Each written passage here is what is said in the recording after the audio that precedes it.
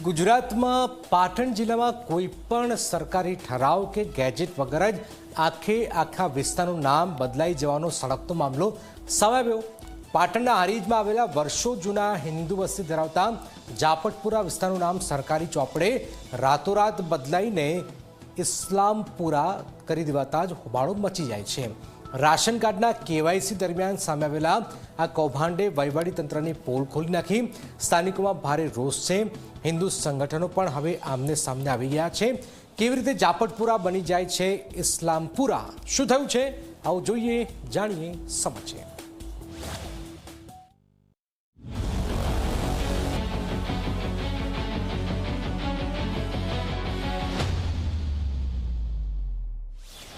सरकारी चौपड़े रातों-रात मोटो खेल, कोई ठराव नहीं, कोई मंजूरी नहीं, छતાં बदलाई गયું आखा विस्तारનું નામ। પાટણ જિલ્લાના હારીજ તાલુકા મથકે આવેલા વર્ષો જૂના જાપટપુરા વિસ્તારમાં અત્યારે ભારેલા અગ્નિ જેવી સ્થિતિ છે। જે વિસ્તાર દાયકાઓથી હિન્દુ નામ જાપટપુરાથી ઓળખાતો હતો તે વિસ્તારનું નામ સરકારી દસ્તાવેજોમાં અચાનક ઇસ્લામપુરા થઈ ગયું છે। સરકાર દ્વારા જ્યારે રાશન કાર્ડની ફરજિયાત કેવાયસી પ્રક્રિયા હાથ ધરાઈ ત્યારે લોકોના હાથમાં આવેલા નવા સરનામા જોઈને સ્થાનિકોના પગ નીચેથી જમીન સરકી ગઈ, કારણ કે આધાર કાર્ડ અને રાશન કાર્ડ જેવા મહત્વના દસ્તાવેજોમાં જાપટપુરા ગાયબ હતું અને તેની જગ્યાએ ઇસ્લામપુરા લખાઈને આવી ગયું હતું। અમારું કહેવું એવું છે કે પહેલું જાપટપુરું જ હતું, રેકડે બોલે છે જાપટપુરું છે, ઇસ્લામપુરા કેવી રીતે થાય કે દસ્તાવેજોમાં ઇસ્લામપુરા લખાઈને આવે છે? હે આધાર કાર્ડ મેં આવ્યું। અચ્છા, તમે કેટલા સમયથી રહો છો અહીંયા? મને આ સમય થયો 62 વર્ષ। 62 વર્ષથી નામ જાપટપુરા હતું? કે આની અંદર જ 62 વર્ષ થયા કે આધાર કાર્ડ મેં। પહેલાં આ વિસ્તારનું નામ જાપટપુરા વિસ્તાર હતું, અત્યારે જાપટપુરા વિસ્તાર છે અને આજીવન જાપટપુરા વિસ્તાર રહેશે અને એવું અમે આવેદનપત્ર પણ આપવાના છીએ। રાશન કાર્ડોના અંદર આધાર કાર્ડના ઇસ્લામપુરા એ હવે કે સરકારી કમી હોય યા કોઈએ કરી હોય તેની તપાસ કરી અને સજા કરો।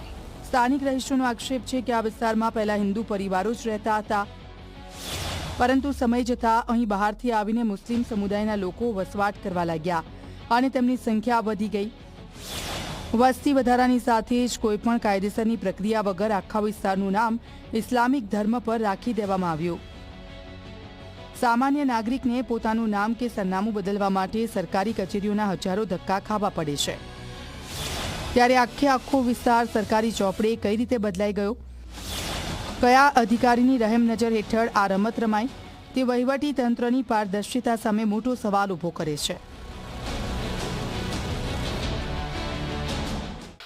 રેશનિંગ કાર્ડની અંદર ટૂંક સમયની અંદર જોવા જઈએ તો પાછલા કેટલાક સમયની અંદર લગભગ મારે અંદાજ મુજબ 3 થી 4 મહિનાથી જેને રેશનિંગ કાર્ડ કઢાયેલા છે યા એનાથી કોઈ જૂના હોય તો એની અંદર જાપટપરાની બદલે ઇસ્લામપુરા નામ આવે છે, જે કોઈ તંત્રની બેદરકારી છે। આધાર કાર્ડ, ચૂંટણી કાર્ડ એની અંદર જાપટપુરા વિસ્તાર જ બોલી રહ્યું છે અને રેશનિંગ કાર્ડ જે પાછળ કઢાઈએ છે કેટલાક સમયથી તો એની અંદર ઇસ્લામપુરા વિસ્તાર લખેલું આવે છે। શું માનવું છે આની પાછળ? કોણ હોય છે? હોઈ શકે કે આની અંદર ટેકનિકલ ઇસ્યુ છે અથવા કોઈ જો આ મલિન કાર્ય જાણી જોઈને કર્યું હશે તો એની પાસે અમે મામલતદાર સાહેબ શ્રી પાસે આનો જવાબ માગેલો છે અને ટૂંક સમયની અંદર આનો જવાબ આવી જશે અને અમે બંને હિન્દુ અને મુસ્લિમ સાથે મળીને આજકાલની અંદર મામલતદાર સાહેબને આવેદનપત્ર પણ આપીશું। જેને પણ આ વિસ્તારનું નામ બદલવાની કોશિશ કરી હોય એમના વિરુદ્ધ કાયદાકીય કાર્યવાહી કરવામાં આવે। અને એક અઠવાડિયા અગાઉ મામલતદારશ્રીને અમે વિશ્વ હિન્દુ પરિષદ અને અહીંના જાપટપરા વિસ્તારના રહીશો દ્વારા અમે એક આવેદનપત્ર આપેલું હતું કે આ વિસ્તારના નામ સાથે જેને પણ ચેડા કરેલા છે એમના વિરુદ્ધ કાયદેસરની કાર્યવાહી કરવામાં આવે અને કોઈ પણ અધિકારીઓ દ્વારા પણ ચેડા કરવામાં આવે તો પણ એમના વિરુદ્ધ કાયદેસરની કાર્યવાહી કરવામાં આવે। હારીજના આ વિસ્તારનું નામ બદલવા માટે ન તો નગરપાલિકામાં કોઈ દરખાસ્ત થઈ, ન તો કોઈ વહીવટી મંજૂરી લેવાઈ કે ન તો કોઈ સરકારી ગેઝેટ બહાર પડાયું, છતાં પણ સરકારી કાગળો પર જૂનું નામ હટાવીને ઇસ્લામપુરા કરી દેવાતા હવે હિન્દુ સંગઠનો અને સ્થાનિકોએ તંત્ર સામે મોરચો ખોલ્યો છે। લોકોની એક જ માંગ છે કે આ સમગ્ર કૌભાંડ પાછળ કયું ષડયંત્ર કામ કરી રહ્યું છે તેની તાત્કાલિક તપાસ થાય અને તમામ દસ્તાવેજોમાં ફરીથી જાપટપુરા નામ જ દર્શાવવામાં આવે। બારકોડેડ રેશન કાર્ડ બનાવવામાં આવ્યા એ ટાઈમે અરજદારો દ્વારા જે તે લખાવરાયું હોય, એમને જે તે વિગત આપી હોય અથવા તો જે તે આધાર પુરાવા રજૂ કર્યા હોય એવું માની શકાય કે એમને જેથી આપ્યું છે એના આધારે એ થયું છે, બાકી કોઈ ઇન્ટેન્શનલી એ રીતે કોઈ પ્રકારે નથી. સરકારી કચેરીઓમાં બેઠેલા બાબુઓની બેદરકારી છે કે પછી વસ્તીના આધારે નામ બદલવાનું કોઈ સુનિયોજિત ષડયંત્ર, તે તો ઉચ્ચ સ્તરીય તપાસ પછી જ બહાર આવશે.